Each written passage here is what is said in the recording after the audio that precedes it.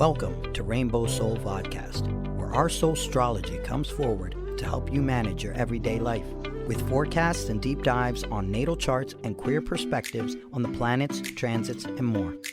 A group discussion about upcoming transits with tips on how to read these transits in your own chart. Hollis offers years of wisdom and natal chart knowledge with Bright Hawk's positive perspective and Lacrosse's inquiry. We offer the complete queer astrology experience. Welcome to Rainbow Soul. Please help us by subscribing, sharing, and commenting and reviewing. You can also learn where else Rainbow Soul is offered on our website at rainbowsoul.show.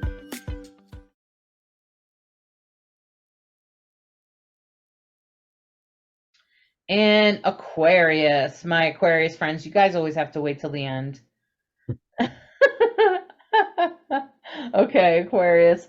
Aquarians, a lot has gone on for you from 2019, 2020, and all the way through the last few years. So you're probably a little bit relieved to have a break because there's not a whole lot in Aquarius except for the Saturn's about to move out of there, so you are headed for a break. I just want to give a heads up to people with strong Aquarius placements, people that have Saturn in Aquarius. If you have had your Saturn returns, okay, if you know that you just went through your Saturn returns, what I want to say is that means your Saturn is in Aquarius, okay? And that means that Saturn's about to move out of Aquarius, okay? And when Saturn moves out of Aquarius, it will reward you. So be sure, because Saturn is karmic, okay? So Saturn wants to now say, did you learn the lesson? Did you learn to take better care of your health?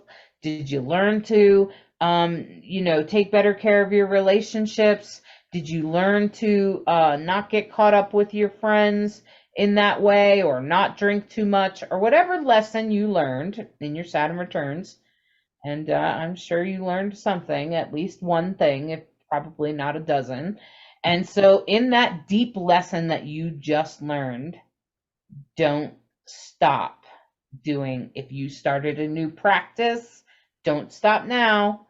Keep going. Keep doing it.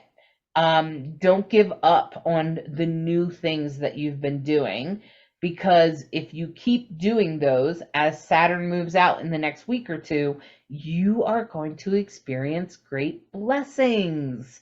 You're going to get gifts because Saturn is karmic, and Saturn will go, good job.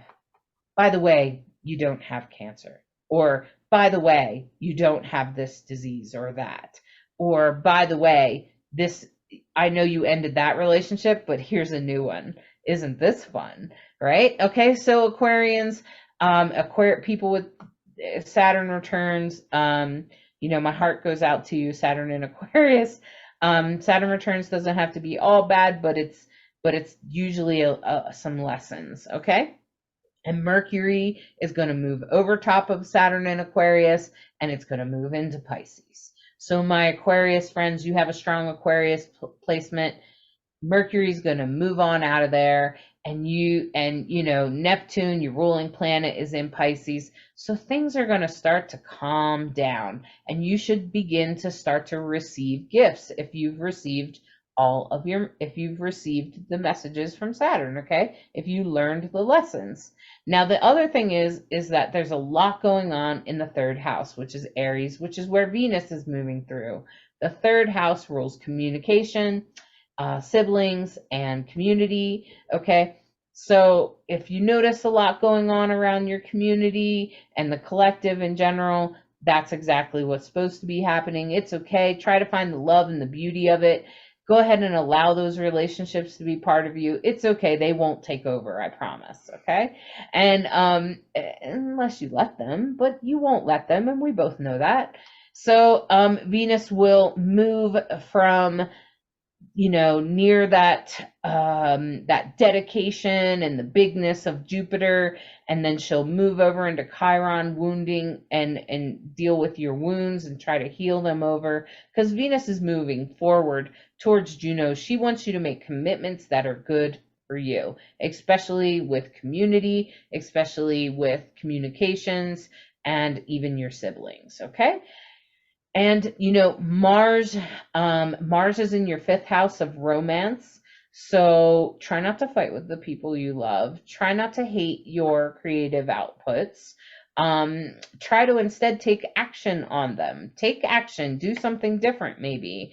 Um, Especially if the moon was there. So if you feel like you need to cast an emotional war on it, then okay. And then as we move over to this, things are gonna move into your seventh house. Lilith is gonna move into your seventh house, so sexuality could become more important or more of a big thing for you, especially as she moves into Leo. You could find yourself maybe being a little bit more fiery and passionate, especially with the moon there as well, could bring forth that kind of energy and your intuition. I'm just gonna say go for it, okay? Go for it, Aquarius. And series again is asking you to have higher thinking about the way you take care of yourself. Go ahead and try that new way. You heard about this gratitude journal thing. You're not really sure that's going to work for you, but you're going to try it, okay? Go ahead and try it. If you give it a try, it could really play out in a really good way for you, especially if you give it a try in the middle and later in the week, okay? So, and stay open as you go forward. Pluto is going to move into your sign, but Pluto won't move in until the equinox. Yeah, I know. Saturn is going to move into Pisces that morning, and then like that night or something, like whatever it is, almost 24 hours later, Pluto's going to move into Aquarius. And when Pluto moves into Aquarius, it could kind of bring forth some big changes for you. But it will happen so slowly, you may not notice them until you reflect back on them. Okay? Because Pluto is slow. All right? Way slower. It's the slowest planet of them all. All right. Is there anything else? I think that was a great read. Okay. Okay, so Pisces, my Pisces friends, Pisces, if you have a strong Pisces placement, the next few years is going to be, it's going to be changing. It's going to be life changing. It's going to change things for you. Saturn's going to change you. It's just going to push things through. So Pisces is kind of a big deal. And for my Pisces friends, I want to say that Mercury is going to move into your sign by the end of the week. And so you could find yourself talking a lot, maybe about yourself. And that's okay, Pisces. It's really okay to talk about yourself. It's okay, my friends. And there's a lot going on in the second house, which has a lot to do with values, and your love and what you love. So you might be finding yourself having a conversation with yourself, especially with like maybe your shadow side. Maybe you forget to take care of yourself. Like you and Libra have that in common, where you sometimes forget to take care of yourself. You don't put yourself first. Therefore, it's harder for you to be there for people. So with Ceres in Libra accentuating that and bringing that message forward, you may be starting to ask yourself, okay, I do value myself. Well, this is pretty good at me. I'm pretty good at this or that. Okay, I'm pretty good at talking about my emotions and communicating how I feel, which is probably true. Okay. And so then as Venus moves through your second house, it's going to light up Jupiter and your commitment Vesta, which is very much about commitment and such. And it's going to move right over into Chiron, and Chiron is about wounding. So Venus is going to bring healing to that. She's going to bring forth that. And so you may find yourself making a better commitment to taking care of yourself and being better for yourself. That would be the best manifestation that you could come up with by the end of the week.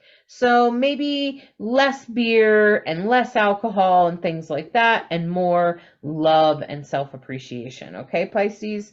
Maybe you don't go to the bar both Friday and Saturday night. Maybe you just go Friday night. Okay. And, you could find some other way that is better for you to take care of yourself. Okay. Where you're like, it's better when I do this. Okay. So listen to yourself this week. When you find that, when you figure that out, especially if it has something to do with your roots. Okay. Because the moon and Mars have been hanging out in your roots and you're like, yeah, my mom did this. Oh man, I have to not do this. Okay. If you start to recognize those kinds of things, hey, take note of it. It's serious. The universe is trying to tell you. The universe is trying to say, you'll love yourself better if you don't do that thing that your mom did, okay? Or if you don't do that thing that your dad did, or if you don't do that thing your whole family did, okay? And it's about the moon. The moon is emotions. So you might feel it first and then actually take action with it, okay? And also the moon's going to move over your house of romance. So that could get lit up as well, where you could start feeling like romance and things like that are going to come forward. It will be easier for you to have a good strategy and intuition about it and feel fiery about it. But it's going to move into your 6th house of daily life. And Lilith is going to move from the 5th house into the 6th house. So that's about sexuality and power and things like that. So, and independence. So when Lilith does that, when she stops going retrograde and then goes forward into your 6th house, it could be about pushing you towards a more independent stance. Maybe you take your power back. Okay. Hey, Pisces, we could all use taking our power back just a little bit more. Okay. So, and happy birthday to Pisces. There you go. It's probably your birthday or somewhere around here soon. Yes. And Neptune is in Pisces, and Neptune rules Pisces. Sure. So Neptune rules Pisces. And so I'm just going to say that's going to make your psychic abilities, you could start noticing them coming online. If you're noticing that they're stronger and it's happening more often, pay attention to that, especially while Neptune is still there for quite some, I think it's at least the rest of this year, okay? But Neptune is definitely a big player in your house, so just pay attention to it. And, later on at the end of the week, the moon will come into an aspect with it. And when it does that, it could be a little bit challenging in your emotions. Like you may say, I don't know what I'm talking about. This isn't, like, you may doubt your psychic abilities or something like that. Try not to do that to yourself. Try not to give yourself a hard time. Go take a bath. Okay? Thank you for listening to this week's Soulstrology and subscribing, liking, sharing, and reviewing. We hope you enjoy this dose of Soulstrology and encourage you to embrace the week ahead with an open mind and heart so that you may integrate the deepest of lessons from the stars. Take a moment to step outside and honor the planets, stars, and moon in the sky with your heart. Integrate the messages that resonate and leave the rest for someone else. We deeply appreciate each and every one of you. Always remember that you are a perfectly unique human with an exclusive star map of your destiny, your soul purpose, and your heart's desire. Thank you again for tuning in to Rainbow Soul.